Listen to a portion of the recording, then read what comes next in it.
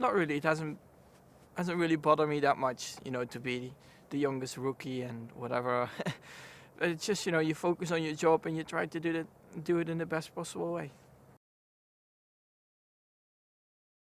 My goals for this year are, be very consistent, don't make silly mistakes, and try to take a lot of points home. Yeah, like Carlos and me, it's about our first season, so that will be interesting. Carlos has proven, he's a very fast driver, so I think it will be an interesting year. For me, it doesn't really matter, about the families behind us. His dad was very successful in rallying, and my dad, he had a F1 career, so it's two different disciplines. But I think it's always, they helped us a lot in our careers, to become the drivers we are right now. So yeah, for sure we have to thank them a lot, and it's nice to see them around. The main challenges for the team, I think, is to manage two rookie drivers. It's normally you only have one, and now you start with two very young drivers. So, but I think they've proven to do it in a very successful way. So I think they will handle it very well. I don't know yet. Normally I was not very nervous before a start or like a new season, but this is different. It's F1. It's always, your dream to get there, and then you are, on the grid between the big names. So obviously, I think a bit excited, but on the other hand, you want to race and beat all the other drivers. So I think it's a bit of adrenaline as well. Once you're there, you just want to go. I think it's not the moment to set any goals yet, because obviously it's impossible to know where are we going to be in Melbourne in qualifying. So I would like to wait for Melbourne, see where we are, see what I'm capable of, and see also where is our car, where are the others, and then for sure we can start setting some targets. No, at the end we are both rookies, so this means that we are both under the same pressure. We are both everyone has the same expectations on both, so it shouldn't be I think the age at the end is anecdotic. You can have 17, you can have 25. At the end, it's the thing inside your head that is important. It was a really dramatic year. I went through really good moments, but also through really tough ones. So when suddenly the news came out and I got to know that it was time for me to go to Formula One, it was an amazing moment. It was finally a big relief and a boost of confidence and a boost of motivation that I've never had.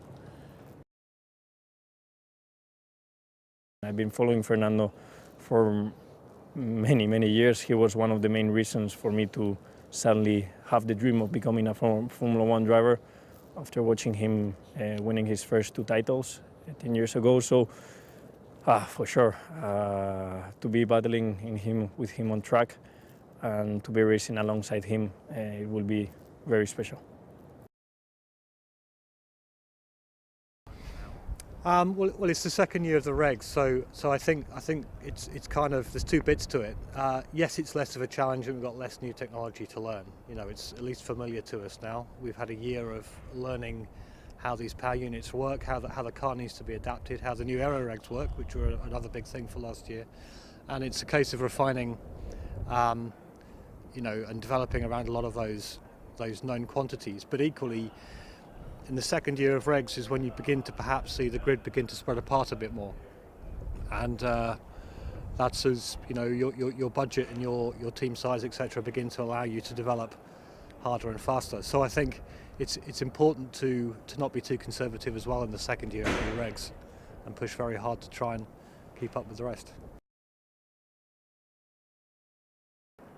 I think there were many lessons. I guess the biggest one was that the power unit is a much bigger performance differentiator now than we've been used to for years and years, and that there's much work to do on it as well. It's a very complicated thing, and I think the power unit suppliers have all done a fantastic job to make last year and get their power units working. But it's a much more complicated situation with power units. So I think we learnt a lot about the challenge of the power units and the fact that there's still a long way to go with them.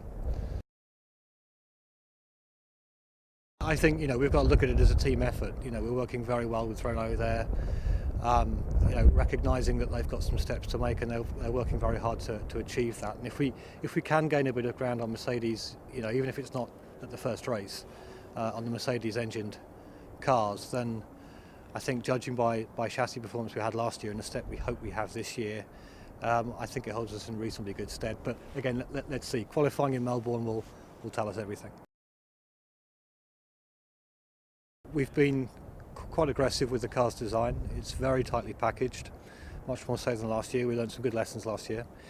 So we're very happy with the packaging. When you look at the car, you can kind of see almost the outline of the bodywork and all the bits underneath it. The bodywork just tops it off. So although I'm sure you could go further steps than we have, I think we've made a very good step there. And what we'll see in Melbourne is very different to the car that we'll be launching in Jerez. So I think we're not going to see the final Toro Rosso race car really until the last test and the first race, but what we've got coming there, I think so far we're very happy with. I think both Max and Carlos are very smart guys, very motivated. We're very happy to be working with them. And I think, by our past experiences, we've had some great drivers in STR cars, with Danny Kivat new last year, for example. He very quickly got up to speed with the technical side and was able to give extremely confident feedback very early, and our feeling is that Carlos and Max will be able to do the same. But we have a very clear winter testing program to make sure that they're both in a position to maximise their performance at the start of the season. We can't afford to wait in that respect. And I think quickly they'll learn what they need to feed back to us and how to feel the various things in the car. So yeah, there's a challenge for us to work on that, and the drivers as well.